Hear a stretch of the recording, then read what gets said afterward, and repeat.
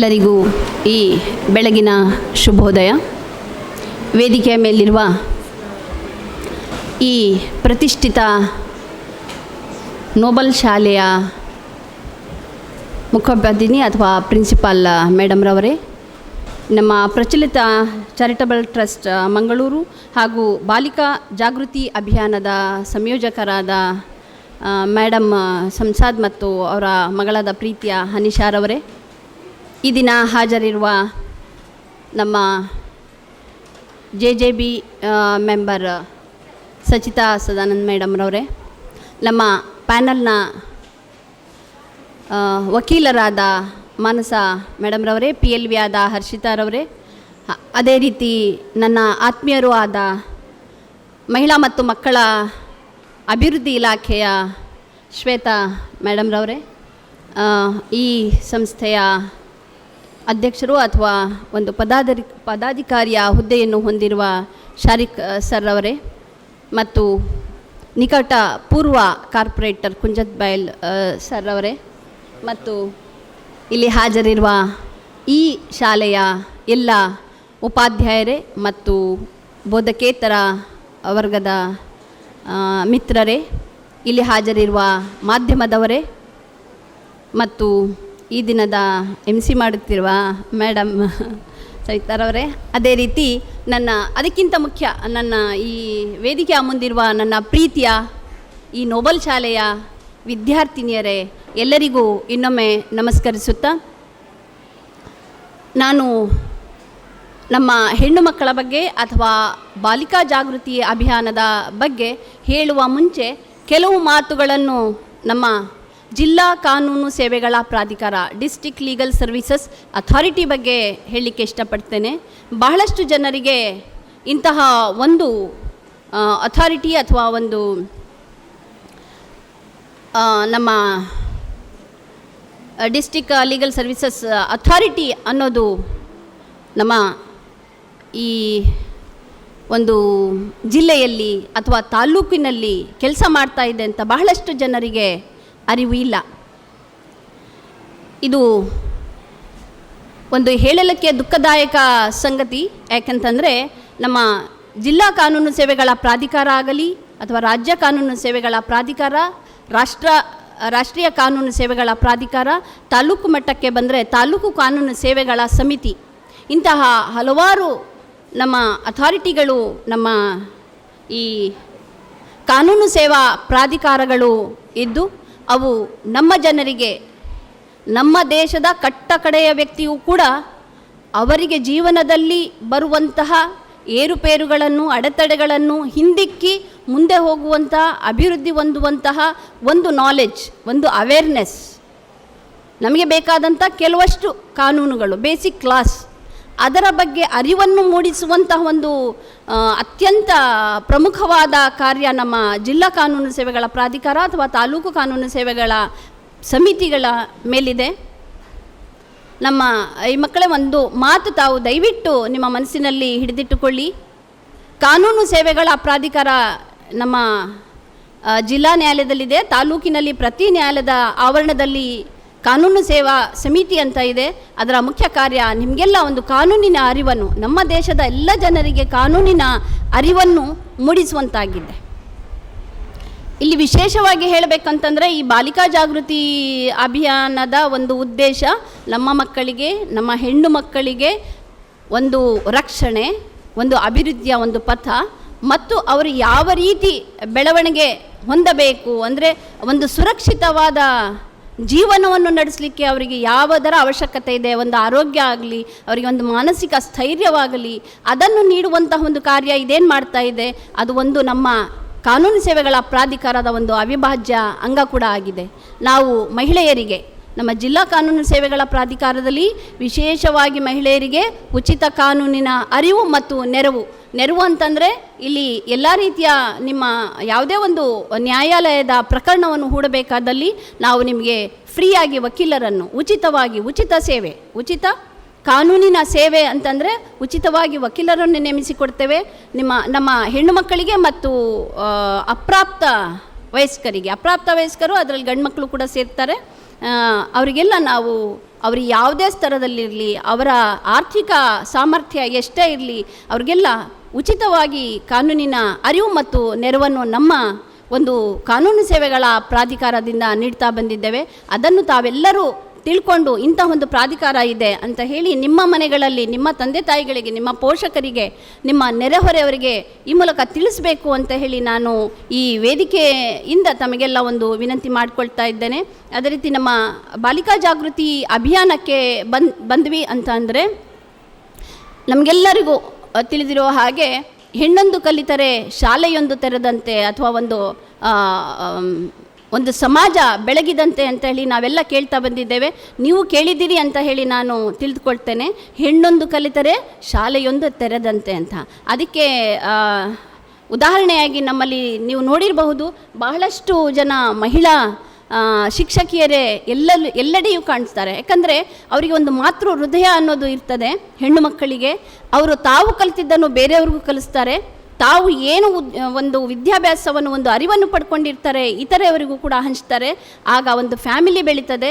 ಅದೇ ರೀತಿ ಒಂದು ಮಹಿಳೆ, ಆ ಒಂದು ಕುಟುಂಬದ ಮಹಿಳೆ ಕಲಿತರೆ, ಅಕ್ಷರ ಜ್ಞಾನವನ್ನು ಪಡೆದುಕೊಂಡರೆ, ಯಾವುದಾದ್ರೂ ಒಂದು ಒಳ್ಳೆಯ ಒಂದು ಜ್ಞಾನವನ್ನು ಆಕೆ ಸಂಪಾದಿಸಿದರೆ ಖಂಡಿತ ಆ ಕುಟುಂಬ ಬೆಳಗುತ್ತದೆ. ಆ ಕುಟುಂಬವಷ್ಟೇ ಎಲ್ಲ ಆ ಒಂದು ಶಾಲೆಗೆ ಆಗುವಷ್ಟು ಶಿಕ್ಷಣವನ್ನು ಕೂಡ ಆಕೆ ಕೊಡಬಲ್ಲವಷ್ಟು ಸಮರ್ಥಳಾಗಿರ್ತಾಳೆ.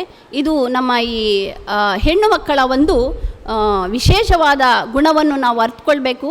ಹೆಣ್ಣು ಮಕ್ಕಳು ಅಂತಂದರೆ ಹಿಂದಿನ ಕಾಲದಲ್ಲಿ ಒಂದು ಕತ್ತಲ ಕೋಣೆಯಲ್ಲಿ ಇರುವಂತಹ ಒಂದು ನಿರ್ಜೀವ ವಸ್ತು ಅನ್ನೋ ರೀತಿ ಬಹಳ ಹಿಂದೆ ಎಲ್ಲರೂ ತಿಳಿದುಕೊಂಡಿದ್ರು. ಆದರೆ ಈಗ ಕಾಲ ಹಾಗಿಲ್ಲ. ನಮ್ಮ ಹೆಣ್ಣು ಮಕ್ಕಳಿಗೆ ಎಲ್ಲ ರೀತಿಯ ಸವಲತ್ತುಗಳು ಸಿಗ್ತಾ ಇವೆ. ಅದೇ ರೀತಿ ಹೆಣ್ಣು ಮಕ್ಕಳ ಒಂದು ಏನು ಹೇಳ್ತೀವಿ, ಗರ್ಭಧಾರಣೆ ಆದಾಗ ಅವರಿಗೆ ಒಂದು ಟೆಸ್ಟ್ ಮಾಡಿ ಹೆಣ್ಣು ಮಗು ಅಂತ ಗೊತ್ತಾದರೆ ಅದನ್ನು ನಾಶ ಮಾಡುವಂತಹ ಒಂದು ಸಂಸ್ಕೃತಿ ಅಲ್ಲ, ಅದು ಕುಸಂಸ್ಕೃತಿ, ಒಂದು ಕೆಟ್ಟ ಅಭ್ಯಾಸ ನಮ್ಮ ಸಮಾಜದಲ್ಲಿ ಇತ್ತು. ಅದಕ್ಕೋಸ್ಕರ ಆ ಬಗ್ಗೆ ಒಂದು ಕಾನೂನು ಕೂಡ ಬಂದಿದೆ.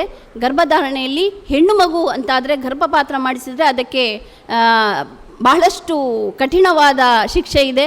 ಅದು ನಮ್ಮ ವೈದ್ಯರಿಗೆ ಗೊತ್ತು. ಎಲ್ಲ ಕ್ಲಿನಿಕ್ಗಳಲ್ಲಿ ನೀವೊಂದು ಸಣ್ಣ ಪುಟ್ಟ ಕ್ಲಿನಿಕ್ಕಿಗೆ ಹೋಗಿ ಅಲ್ಲಿ ಒಂದು ಬೋರ್ಡ್ ಇರ್ತದೆ.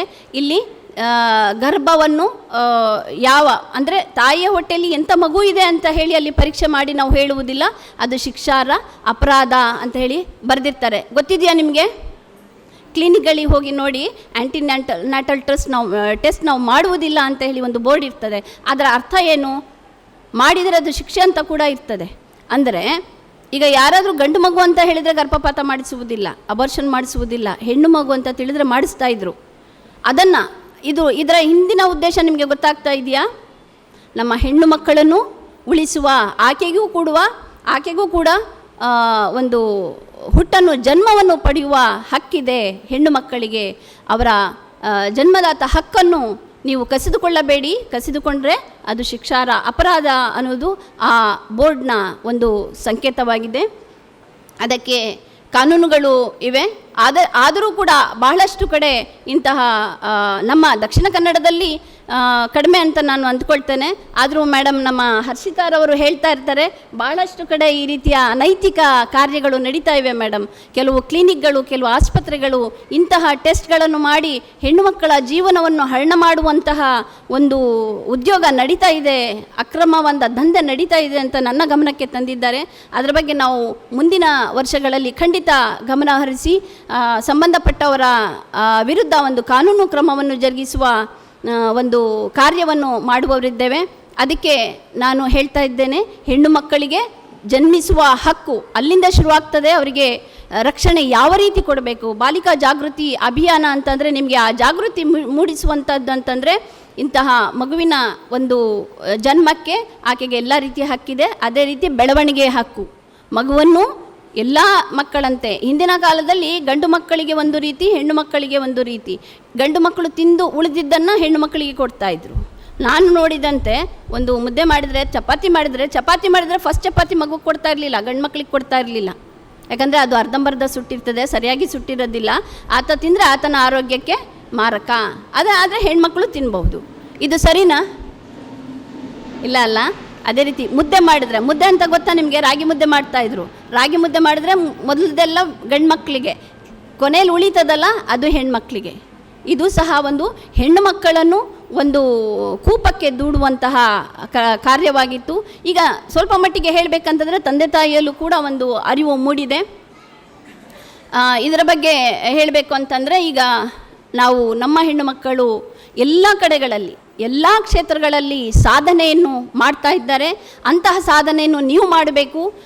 ನಿಮಗೆ ಏನು ದೊರೀತಾ ಇದೆ ಅಂತಹ ಒಂದು ಅಭಿವೃದ್ಧಿಯ ಒಂದು ಶಿಕ್ಷಣವನ್ನು, ನಿಮಗೆ ಕೊಡುತ್ತಿರುವಂತಹ ರಕ್ಷಣೆಗೆ ಬಗ್ಗೆ ನೀವು ಎಲ್ಲ ತಿಳಿದುಕೊಂಡು ನಿಮ್ಮ ಹಕ್ಕುಗಳನ್ನು ನೀವು ಉಳಿಸಿಕೊಂಡು ನಿಮ್ಮ ಜೀವನವನ್ನು ಒಳ್ಳೆಯ ರೀತಿಯಲ್ಲಿ ನೀವು ಮುಗಿಸಿಕೊಂಡರೆ, ಅಥವಾ ನೀವು ನಿಮ್ಮ ಜೀವನದಲ್ಲಿ ಬರುವಂತಹ ಎಡರುತೊಡರುಗಳನ್ನು ಇಂತಹ ಜಾಗೃತಿ ಕಾರ್ಯಕ್ರಮಗಳ ಮೂಲಕ ಅರಿವು ಪಡೆದುಕೊಂಡು ಎದುರಿಸಿದಲ್ಲಿ ಖಂಡಿತವಾಗಿ ನಾವು ನಮ್ಮ ಹೆಣ್ಣು ಮಕ್ಕಳು ಗಂಡು ಮಕ್ಕಳಿಗಿಂತ ಮುಂದೆ ಅಭಿವೃದ್ಧಿ ಹೊಂದುತ್ತಾರೆ ಅಂತ ಹೇಳಿ ನಾನು ಹೇಳಲಿಕ್ಕೆ ಇಷ್ಟಪಡ್ತೇನೆ. ಅದೇ ರೀತಿ ನಮ್ಮ ಹೆಣ್ಣು ಮಕ್ಕಳ ಒಂದು ಈಗ ಪ್ರಚಲಿತವಾಗಿ ಒಂದು ಕೆಟ್ಟ ಒಂದು ಅಭ್ಯಾಸ ಏನಂತಂದರೆ, ಎಲ್ಲ ಹೆಣ್ಣುಮಕ್ಕಳು, ನಿಮ್ಮ ಬಗ್ಗೆ ನಾನು ಹೇಳ್ತಾ ಇಲ್ಲ, ಎಲ್ಲ ಮಕ್ಕಳು ಈಗ ಒಂದು ಫೋನಿಗೆ ಅಡಿಕ್ಟ್ ಆಗಿದ್ದಾರೆ. ಆ ಫೋನ್ನಲ್ಲಿ ಏನೋ ಒಂದು ಫೇಸ್ಬುಕ್ ಅಂತೆ, ಒಂದು ಇನ್ಸ್ಟಾಗ್ರಾಮ್ ಅಂತೆ, ಅದನ್ನು ಎಲ್ಲ ಮಕ್ಕಳು ತಮ್ಮ ತಂದೆ ತಾಯಿಯ ಮೊಬೈಲ್ಗಳಲ್ಲೇ ಇನ್ಸ್ಟಾಲ್ ಮಾಡ್ಕೊಂಡಿರ್ತಾರೆ. ಅವರಿಗೆ ಮೊಬೈಲ್ ಕೊಡೋದಿಲ್ಲ, ಹೌದು, ತಂದೆ ತಾಯಿಯ ಮೊಬೈಲ್ಗಳಲ್ಲಿ ಇನ್ಸ್ಟಾಲ್ ಮಾಡಿಕೊಂಡು ಹಲವಾರು ರೀತಿಯ ಒಂದು ಅಲ್ಲಿ ಬರುವಂತಹ ಶಾರ್ಟ್ ಸ್ಟೋರೀಸ್ ಅಥವಾ ಅದೇನು ಹೇಳ್ತಾರೆ, ನನಗೆ ಅದ್ರ ಬಗ್ಗೆ ಹೆಚ್ಚು ಅರಿವಲ್ಲ. ಯಾಕಂದರೆ ಕೆಟ್ಟದ್ರವನ್ನು ನಾವು ಯಾವಾಗಲೂ ದೂರ ಇಡ್ತೀನಿ. ನಾನಂತೂ ಖಂಡಿತ ನಾನು ಫೇಸ್ಬುಕ್ ಆಗಲಿ ಇನ್ಸ್ಟಾಗ್ರಾಮ್ ಆಗಲಿ ಈಗಲೂ ಕೂಡ ಓಪನ್ ಮಾಡಿ ನೋಡೋದಿಲ್ಲ ನಾನು. ಅಂತಂದರೆ ನಾವು ಅಂತಹ ಕೆಟ್ಟ ದುಶ್ಚಟಗಳಿಂದ ದೂರವಿದ್ದಲ್ಲಿ ನಮ್ಮ ಜೀವನವನ್ನು ನಾವು ಒಳ್ಳೆಯ ರೀತಿಯಲ್ಲಿ ಸಾಗಿಸಬಹುದು. ಇನ್ನೂ ಕೆಲವರಿಗೂ ಕೂಡ ಧೈರ್ಯವಾಗಿ ನಾವು ಹೇಳ್ಬೋದು, ನಾವು ಅಂಥ ಕೆಟ್ಟ ಚಟಕ್ಕೆ ಬಲಿಯಾಗಿಲ್ಲ ಅಂತ ಹೇಳಿ. ಅಲ್ಲಿ ಒಳ್ಳೆಯದು ಸಿಗ್ತದೆ ಇಲ್ಲ ಅಂತಲ್ಲ, ಆದರೆ ಒಳ್ಳೆಯದಕ್ಕಿಂತ ಕೆಟ್ಟ ರೀತಿಯ ಒಂದು ಮೆಸೇಜ್ಗಳು ನಮ್ಮ ಈ ಇನ್ಸ್ಟಾಗ್ರಾಮ್ ಮೂಲಕ ಆಗಲಿ ಫೇಸ್ಬುಕ್ ಮೂಲಕ ಆಗಲಿ ಎಲ್ಲರಿಗೂ ಹಂಚಿಕೆ ಫ್ರೀಯಾಗಿ ಹೀಗೆ ಫಿಂಗರ್ ಟಿಪ್ಪಲ್ಲಿ ಹೇಗೆ ಮಾಡ್ತಾ ಇರ್ತಾರೆ ಮಕ್ಕಳು ಅಂತಂದರೆ ನಾನು ನೋಡಿ ಬಹಳ ಬೇಜಾರಾಗ್ತಾನೆ. ಎಲ್ಲಿದ್ದರೂ ಕೂಡ ಯಾರಾದರೂ ಮಕ್ಕಳು ನೋಡ್ತಾ ಇದ್ದರೆ ನನ್ನ ತಂದೆ ತಾಯಿಗೆ ಹೇಳಿ ಹೋಗ್ತಾನೆ, ಯಾಕೆ ಮಗುಗೆ ಆ ಅಭ್ಯಾಸ ನೀವು ಕಲಿಸಿದ್ದೀರಿ ಅಂತ ಹೇಳಿ. ನನ್ನ ಮಗನೂ ನೋಡ್ತಾನೆ, ನನಗೆ ಒಬ್ಬನೇ ಮಗ, ನನ್ನ ಮಗ ಕೂಡ ನೋಡ್ತಾನೆ. ಆದರೆ ಒಂದು ಲಿಮಿಟ್ ಇರಲಿ, ಒಳ್ಳೆಯದನ್ನು ನೋಡಿ. ಅವನು ಎಷ್ಟು ಜನರಲ್ ನಾಲೆಜ್ ಪಡೆದುಕೊಂಡಿದ್ದಾನೆ ಅಂದರೆ ಮೊಬೈಲ್ ಮೂಲಕ ಹೆಚ್ಚು ಜನರಲ್ ನಾಲೆಜ್ ಪಡೆದುಕೊಂಡಿದ್ದಾನೆ. ಸೈನ್ಸ್ ಬಗ್ಗೆ ಆಗಲಿ, ಮ್ಯಾಥ್ಸ್ ಬಗ್ಗೆ ಆಗಲಿ, ಫಿಸಿಕ್ಸ್ ಬಗ್ಗೆ ಆಗಲಿ, ಯಾವುದೇ ಆಗಲಿ ಅವನು ಆ ಮೊಬೈಲ್ ಮೂಲಕ ತಿಳ್ಕೊಂಡಿದ್ದಾನೆ ಅಂತ ಹೇಳಲಿಕ್ಕೆ ನನಗೆ ಬಹಳ ಹೆಮ್ಮೆ. ಅದೇ ರೀತಿ ನೀವು ಕೂಡ ಒಳ್ಳೆಯದನ್ನು ಸ್ವೀಕಾರ ಮಾಡಿ, ಆ ಮೊಬೈಲಲ್ಲಿ ಏನೇ ಬರಲಿ ಒಳ್ಳೆಯದನ್ನು ಸ್ವೀಕಾರ ಮಾಡಿ ನಿಮ್ಮ ಜೀವನವನ್ನು ಬೆಳೆಸ್ಕೊಳ್ಳಿ ಅಂತ ಹೇಳಿ ನಾನು ಇಲ್ಲಿ ಹೇಳಲಿಕ್ಕೆ ಇಷ್ಟಪಡ್ತೇನೆ. ಇನ್ನೊಂದು, ನಾವು ಒಂದು ಮಾನವ ಕಳ್ಳ ಸಾಗಾಣಿಕೆ ಅಥವಾ ಮಾನವ ಸಾಗಾಣಿಕೆ ಅನ್ನೋದ್ರ ಬಗ್ಗೆ ನಿಮಗೆ ಗೊತ್ತಾ? ಮಾನವ ಸಾಗಾಣಿಕೆ ಬಗ್ಗೆ ಗೊತ್ತಾ? ಇಲ್ಲ. ಹ್ಯೂಮನ್ ಟ್ರಾಫಿಕಿಂಗ್ ಬಗ್ಗೆ ಗೊತ್ತಾ? ಟ್ರಾಫಿಕಿಂಗ್ ಆಫ್ ಪರ್ಸನ್ಸ್ ಗೊತ್ತಾ? ಇಲ್ಲ, ಗೊತ್ತಿಲ್ಲ ಅಲ್ಲ. ಕೆಲವು ರೀತಿಯ ಅಕ್ರಮಗಳಿಗೆ ಕೆಲವು ಜನರು, ಯಾರು ದುರ್ಬಲರು ಇರುತ್ತಾರೋ ಅವರನ್ನು ಬಳಸಿಕೊಂಡು ಅವರಿಂದ ಕೆಲಸಗಳನ್ನು ತೆಗೆದುಕೊಳ್ತಾರೆ. ಅಂದರೆ ಹೆಣ್ಣು ಮಕ್ಕಳನ್ನು ಒಂದು ಜಾಗದಿಂದ ಇನ್ನೊಂದು ಜಾಗಕ್ಕೆ ಸಾಗಿಸೋದು, ಮಹಿಳೆಯರನ್ನು ಸಾಗಿಸೋದು, ಮಕ್ಕಳನ್ನು, ಚಿಕ್ಕ ಬಾಲಕರನ್ನು ಸಾಗಿಸೋದು. ಯಾವ ಉದ್ದೇಶದಿಂದ? ಅವರಿಂದ ಒಂದು ಕೆಲಸ ತೆಗಿಬೇಕು. ಯಾಕಂದರೆ ನಮ್ಮ ಹೆಣ್ಣು ಮಕ್ಕಳು ಅಥವಾ ನಮ್ಮ ಅಪ್ರಾಪ್ತ ವಯಸ್ಕರು ದುರ್ಬಲರಾಗಿರ್ತಾರೆ, ಮಾನಸಿಕವಾಗಿ ವೀಕ್ ಇರ್ತಾರೆ, ಮೆಂಟಲಿ ವೀಕ್ ಇರ್ತಾರೆ, ಫಿಸಿಕಲಿ ಕೂಡ ವೀಕ್ ಇರ್ತಾರೆ. ಅಂಥವರಿಂದ ಜನ ಏನು ಮಾಡ್ತಂದ್ರೆ ತುಂಬ ಪವರ್ಫುಲ್ ಒಂದು ಬಲಾಢ್ಯ ವ್ಯಕ್ತಿಗಳೇನು ಮಾಡ್ತಾರೆ, ಅವರಿಂದ ಸುಲಭವಾಗಿ ಕಡಿಮೆ ಹಣವನ್ನು ನೀಡಿ ಅವರಿಂದ ಕೆಲಸವನ್ನು ತೆಗೆದುಕೊಳ್ತಾರೆ. ಆ ಕೆಲಸವನ್ನು ಇಲ್ಲಿ ಅಷ್ಟೇ ಅಲ್ಲ, ವಿದೇಶಕ್ಕೆ ಕೂಡ ಸಾಗಿಸಿ ಅಂಥವರಿಂದ ಕೆಲಸ ಮಾಡಿಸ್ಕೊಳ್ತಾರೆ. ಆ ರೀತಿಯ ಒಂದು ಸಾಗಾಣಿಕೆ ಏನಿದೆ, ಒಂದೂರಿಂದ ಇನ್ನೊಂದೂರಿಗೆ ಈ ಕೆಲಸಕ್ಕೋಸ್ಕರ ಅಥವಾ ಅವರಿಂದ ಒಂದು ಸೆಕ್ಸ್ ವರ್ಕ್ ಮಾಡಿಸುವ ಸಲುವಾಗಿ ಅಥವಾ ಒಬ್ಬರ ಅಂಗಾಂಗಗಳನ್ನು ಒಬ್ಬರಿಂದ ಇನ್ನೊಬ್ಬರಿಗೆ ಮಾರಾಟ ಮಾಡುವ ಸಲುವಾಗಿ ಹಲವಾರು ಜನ ಮಕ್ಕಳನ್ನು, ಮಹಿಳೆಯರನ್ನು ಒಂದು ಕಡೆಯಿಂದ ಇನ್ನೊಂದು ಕಡೆಗೆ ಸಾಗಿಸುವ ಜಾಲ ಇದೆ. ಅದರ ಬಗ್ಗೆ ನಾವೆಲ್ಲ ಬಹಳ ಎಚ್ಚರಿಕೆಯಿಂದ ಇರಬೇಕು. ಇದು ಮೊಬೈಲ್ಗಳ ಮೂಲಕ ಕೂಡ ಹರಡ್ತಾ ಇದೆ. ಈ ದಿನದ ಪೇಪರ್ನಲ್ಲಿ, ಈ ದಿನದ ನ್ಯೂಸ್ನಲ್ಲಿ ನಾನು ಒಂದು ಓದಿದ ಸುದ್ದಿ ಏನಂತಂದರೆ, ಒಬ್ಬ ಮಹಿಳೆ ಮನೆ ಕೆಲಸ ಮಾಡಿಕೊಂಡು ಬದುಕುತ್ತಿರುವಂಥ ಸುಮಾರು 45-46 ವರ್ಷದ ಒಬ್ಬ ಮಹಿಳೆ ಯಾರೋ ಒಬ್ಬ UK ಇಂದ ನಾನು ಡಾಕ್ಟರ್, ನಾನು ಅಲ್ಲಿ ವಾಸ ಮಾಡ್ತಾ ಇದ್ದೇನೆ ಅಂತ ಹೇಳಿ ಫೇಸ್ಬುಕ್ ಮೂಲಕ ಪರಿಚಯ ಆಗಿದ್ದಾನೆ. ಫೇಸ್ಬುಕ್ ಮೂಲಕ ಪರಿಚಯ ಹಾಕ್ಕೊಂಡು ಒಳ್ಳೆ ಮಾತಾಡ್ತಾ ನಾನು ಇಲ್ಲಿಂದ ನಿನಗೆ ಬ್ಯಾಗ್, ಚಿನ್ನ ಮತ್ತು ಇನ್ನಿತರ ಬಿಸ್ಕೆಟ್ಸು, ಚಾಕ್ಲೇಟ್ಸ್ ಎಲ್ಲ ಕಳಿಸ್ತಾ ಇದ್ದೇನೆ ಅಂತ ಹೇಳಿ, ಇಂಥ ಬ್ಯಾಗಲ್ಲಿ ಕಳಿಸ್ತಾ ಇದ್ದೀನಿ ಅಂತ ಹೇಳಿ ಫೇಸ್ಬುಕ್ಕಲ್ಲಿ ಎಕ್ಸ್ಚೇಂಜ್ ಒಂದು ತನ್ನ ವ್ಯೂನ ಅಥವಾ ತನ್ನ ಒಂದು ಆಕೆಯ ಮೇಲಿರುವ ಒಂದು ವಿಶ್ವಾಸವನ್ನು ದುರುಪಯೋಗಪಡಿಸಿಕೊಂಡು ಹೇಳಿದ್ದಾನೆ. ಹೇಳಿದ ನಂತರ ಇನ್ನೊಬ್ಬ ವ್ಯಕ್ತಿ ಆಕೆಗೆ ಕಾಲ್ ಮಾಡಿ, ಇನ್ನೊಬ್ಬ ವ್ಯಕ್ತಿ, ನಾನು ಕಸ್ಟಮ್ಸ್ ಅಧಿಕಾರಿ, ನಿಮ್ಮ ಫ್ರೆಂಡ್ UK ಇಂದ ಕಳಿಸಿರುವಂತಹ ನಿಮ್ಮ ಬ್ಯಾಗನ್ನು ನಮ್ಮ ಈಗ ಏರ್ಪೋರ್ಟ್ನಲ್ಲಿ ಬಂದಿದೆ, ಅದು ಅಕ್ರಮ ಅಂತ ಹೇಳಿ ನಮಗೆ ಗೊತ್ತಾಗ್ತಾ ಇದೆ. ಅದರ ಬಗ್ಗೆ ನಾವು ಒಂದು ಪರಿಶೀಲನೆ ಮಾಡಲಿಕ್ಕೆ ಅದರ ಹಣದ ಅಗತ್ಯ ಇದೆ, ಅಥವಾ ಅಲ್ಲಿಂದ ಬಿಡುಗಡೆ ಮಾಡಲಿಕ್ಕೆ ಆ ಬ್ಯಾಗನ್ನು ಪಾರ್ಸಲ್ ಮೂಲಕ ನಿಮ್ಮಲ್ಲಿಗೆ ತಲುಪಿಸಲಿಕ್ಕೆ ಇಷ್ಟು ಹಣದ ಅವಶ್ಯಕತೆ ಇದೆ ಅಂತ ಹೇಳಿ ಹಣದ ಒಂದು ಬೇಡಿಕೆ ಇಟ್ಟು ಆಕೆಯಿಂದ ಹಣವನ್ನು ಪಡೆದುಕೊಂಡಿದ್ದಾನೆ. ಇನ್ನೂ ಸ್ವಲ್ಪ ದಿನ ಬಿಟ್ಟು ಇನ್ನೂ ಕೆಲವರು ಮಾಡಿದ್ದಾರೆ, ನೀವು ಬ್ಯಾಗನ್ನು ತೆಗೆದುಕೊಂಡು ಹೋಗಿಲ್ಲ, ಡಿಲೇ ಮಾಡಿದ್ದೀರಾ, ಇದರ ಸಲುವಾಗಿ ಕೂಡ ನೀವು ಕೆಲವು ಫೀಸ್ ಕೊಡಬೇಕು ಅಂತ ಹೇಳಿ ವಸೂಲು ಮಾಡಿದ್ದಾರೆ. ಈ ರೀತಿ 2,67,000 ವಸೂಲು ಮಾಡಿದ್ದಾರೆ. ಇದು ಎಲ್ಲಿಂದ ಪರಿಣಾಮ ಶುರುವಾಗಿದ್ದು? ಫೇಸ್ಬುಕ್ ಮೂಲಕ ಪರಿಚಯ ಆದ ವ್ಯಕ್ತಿಯಿಂದ. ಇದು ಒಂಥರ ಮಾನವ ಕಳ್ಳ ಸಾಗಾಣಿಕೆಗೆ ಒಂದು ಉದಾಹರಣೆ. ಈ ರೀತಿ ಮಾಡಿ ಆತ ಇಷ್ಟು ಹಣವನ್ನು ತೆಗೆದುಕೊಂಡು ಅಲ್ಲಿ ನೋಡಿದ್ರೆ ಏನೂ ಬರಲಿಲ್ಲ, ಕೊನೆಗೆ ಆಕೆಗೆ ಕೈಗೆ ಏನೂ ತಲುಪಲಿಲ್ಲ. ಇಂತಹ ಫೇಕ್ ವ್ಯಕ್ತಿಗಳು, ನಾನು ಒಂದು ಉದಾಹರಣೆ ಹೇಳಿದ್ದು ಅಷ್ಟೇ ನಿಮಗೆ. ಈ ರೀತಿ ಮಾಡ್ತಾರೆ, ಫೋನ್ ಮಾಡ್ತಾರೆ, ನಿಮಗೆ ಮಿಸ್ಲೀಡ್ ಮಾಡ್ತಾರೆ. ಒಂದು ಉದಾಹರಣೆ, ನಾನು ನಿಮಗೆ ಗಿಫ್ಟ್ ಕಳಿಸ್ತಾ ಇದ್ದೀನಿ ಅಂತ ಇರಬಹುದು, ಬೇರೆ ಬೇರೆ ರೀತಿಯಲ್ಲಿ ನಿಮಗೆ ಒಂದು ಆಮಿಷವನ್ನು, ಒಂದು ಆಸೆಯನ್ನು ತೋರಿಸಿ ನಿಮಗೆ ಮೋಸ ಮಾಡುವ ಜನ ಬಹಳ ಇದ್ದಾರೆ. ಅದು ಹೆಚ್ಚಾಗಿ ಈ ಮೊಬೈಲ್ಗಳಲ್ಲಿ ಇರುವ ಆ್ಯಪ್ಗಳ ಮೂಲಕ. ದಯವಿಟ್ಟು ಮಕ್ಕಳೇ ಅದರ ಬಗ್ಗೆ ಜಾಗರೂಕರಾಗಿರಿ. ನಿಮ್ಮ ಮನೆಯಲ್ಲೂ ಕೂಡ ಈ ರೀತಿಯ ಜಾಗರೂಕತೆಯನ್ನು ಉಂಟು ಮಾಡಿ. ಈ ಮಾನವ ಕಳ್ಳ ಸಾಗಾಣಿಕೆ ಏನಿದೆ, ಇದನ್ನು ಬರೀ ಅವರ ದುಡಿಮೆಗೋಸ್ಕರ ಅಲ್ಲ, ಬೇರೆ ರೀತಿಯ ಕೆಲಸ ಕಾರ್ಯಗಳಿಗೂ ಕೂಡ ಅವರು ಬೆಳೆಸ್ಕೊಳ್ತಾರೆ. ಇನ್ನೊಂದು ಉದಾಹರಣೆ, ನಾನು ಈ ಕೆಲಸದವರ ಬಗ್ಗೆನೇ ನಮ್ಮ ಕೋರ್ಟಿಗೆ, ನಮ್ಮ ಜಿಲ್ಲಾ ಕಾನೂನು ಸೇವೆಗಳ ಪ್ರಾಧಿಕಾರಕ್ಕೆ ಬಂದಂಥ ಒಂದು ಅರ್ಜಿಯಲ್ಲಿ ಇಟ್ಕೊಂಡೆ. ಅದರ ಬಗ್ಗೆ ಮೇಡಮ್ ಸಂಸಾದ್ರವರು ಒಂದು ಗಮನ ಹರಿಸಬೇಕು. ಕೆಲಸಕ್ಕೆ ಅಂತ ಹೇಳಿ ವಿದೇಶಕ್ಕೆ ಕರ್ಕೊಂಡು ಹೋಗ್ತಾರೆ, ಆದರೆ ಅವರಿಗೆ ಯಾವುದೇ ರೀತಿಯ ಒಂದು ಡಾಕ್ಯುಮೆಂಟ್ ಕೊಡುವುದಿಲ್ಲ. ಇಂಥ ಕೆಲಸ ಇದೆ ಅಂತ ಹೇಳ್ತಾರೆ, ಕೈಗೆ ಯಾವುದೇ ಒಂದು ಡಾಕ್ಯುಮೆಂಟ್ ಇಲ್ಲ, ಕೊಡೋದಿಲ್ಲ. ಪಾಸ್ಪೋರ್ಟ್ ಕೂಡ ಇಸ್ಕೊಳ್ತಾರೆ, ವೀಸಾ ಕೂಡ ಇಸ್ಕೊಳ್ತಾರೆ. ಆಕೆಗೆ ಒಂದು ಕೆಲಸ ಸಿಕ್ಕಿದೆ ಅನ್ನೋ ಬಗ್ಗೆ ಒಂದು ಉದ್ಯೋಗದ ಒಂದು ಆರ್ಡರ್ ಇರೋದಿಲ್ಲ, ಕೆಲಸದ ಆರ್ಡರ್ ಇರೋದಿಲ್ಲ, ಏನೇನೂ ಇಲ್ಲ. ಹಾಗೆ ಆಕೆಗೆ ಅಲ್ಲಿ ಕರೆಸ್ಕೊಂಡು ಅಲ್ಲಿ ಕೆಲಸ ಮಾಡಿಸಿ, ಅಲ್ಲಿ ಎಷ್ಟು ಸಂಬಳ ಸಿಗ್ತದೆ ಅಂತ ಗೊತ್ತಿಲ್ಲ, ಏಜೆನ್ಸಿಯವರು ಮಾಡ್ತಾರೆ. ಇದು ವಿದೇಶಕ್ಕೆ ಕಳಿಸುವಂಥ ಏಜೆನ್ಸಿಯವರು ಮಾಡ್ತಾರೆ. ಆಕೆ ಅಲ್ಲಿ 2-3 ವರ್ಷ ಕೆಲಸ ಮಾಡಿ ಸ್ವಲ್ಪ ಹಣವನ್ನು ಪಡೆದುಕೊಂಡು, ಅವಳು ಪಡೆದುಕೊಳ್ಳೋಕ್ಕಿಂತ ಸ್ವಲ್ಪ ಮಟ್ಟದ ಹಣ ಮಾತ್ರ ಅವಳ ಕೈಗೆ ಸಿಗ್ತದೆ. ಈಗ ನಮ್ಮಲ್ಲಿ ಬಂದು ಒಂದು ಕಂಪ್ಲೇಂಟ್ ಮಾಡಿದ್ದಾರೆ, ನನಗೆ ಇಷ್ಟು ಹಣ ಬರಬೇಕಾಗಿತ್ತು, ಇಷ್ಟು ನಿನಗೆ ಸಂಬಳ ಅಂತ ಹೇಳಿ ಅಲ್ಲಿ ಕರ್ಕೊಂಡು ಹೋದರು, ಕೊಟ್ಟಿದ್ದು ಮಾತ್ರ ನನಗೆ ಇಷ್ಟೇ ಹಣ ಅಂತೇಳಿ. ಮಾನಸ ಮೇಡಮ್ ಕೂಡ ಗೊತ್ತು, ಅವರು ಡೀಲ್ ಮಾಡ್ತಾ ಇದ್ದಾರೆ ಈ ಕೇಸ್. ಮಾನಸ ನಮ್ಮ ಪ್ಯಾನಲ್ ಅಡ್ವೊಕೇಟ್ ಆಗಿದ್ದಾರೆ. ಅಂದರೆ ನಿಮ್ಮಂಥವರಿಗೆ ಎಲ್ಲರಿಗೂ, ಯಾರಿಗೆ ಕಾನೂನಿನ ಒಂದು ಅರಿವು ನೆರವಿನ ಅವಶ್ಯಕತೆ ಇದೆ, ಆ ಕೆಲಸವನ್ನು ನಮ್ಮ ಪ್ಯಾನಲ್ ವಕೀಲರಾದ ಮಾನಸ ಮತ್ತು ಇತರೆಯವರು ಕೂಡ ತುಂಬ ಜನ ಇದ್ದಾರೆ. ನಮ್ಮಲ್ಲಿ 23 ಜನ ಪ್ಯಾನಲ್ ವಕೀಲರು ಈ ಫ್ರೀ ಲೀಗಲ್ ಏಡ್ಗೋಸ್ಕರನೇ ಕೆಲಸ ಮಾಡ್ತಾ ಇದ್ದಾರೆ. ಅಂಥ ಒಂದು ಕೇಸ್ ಬಂದಿದ್ದ ಉದಾಹರಣೆಯನ್ನು ಕೂಡ ನಾನು ನೋಡಿದ್ದೇನೆ. ವಿದೇಶಗಳಿಗೆ ಕರ್ಕೊಂಡು ಹೋಗಿ ಅವರಿಗೆ ಸಲ್ಲಬೇಕಾದ ಹಣದಲ್ಲಿ, ಅವರಿಗೆ ಸಿಗಬೇಕಾದ ಹಣದಲ್ಲಿ ಅವರಿಗೆ 25% ಕೂಡ ಕೊಡುವುದಿಲ್ಲ. 75% ಏಜೆಂಟ್ಸ್ ಅವರು ಇವರು ತೆಗೆದುಕೊಳ್ತಾರೆ, ಅವರೇ ಇಟ್ಕೊಳ್ತಾರೆ. ಇವರಿಗೆ 25% ಕೂಡ ಅವರಿಗೆ ಸಲ್ಲಬೇಕಾದ, ಅವರು ದುಡಿದಿದ್ದಂತಹ ಹಣದಲ್ಲಿ, ಅವರ ಶ್ರಮದ ಹಣ ಅವರಿಗೆ ಸಿಗುವುದಿಲ್ಲ. ಇದು ಒಂಥರ ಮಾನವ ಕಳ್ಳ ಸಾಗಾಣಿಕೆಯ ಒಂದು ರೂಪ ಅಂತ ಹೇಳಿ ನಾನು ನಿಮಗೆ ಹೇಳಲಿಕ್ಕೆ ಇಷ್ಟಪಡ್ತೇನೆ. ಈಗ ಗೊತ್ತಾಯ್ತಾ ಮಾನವ ಕಳ್ಳ ಸಾಗಾಣಿಕೆ ಅಂದರೆ ಏನು ಅಂತ?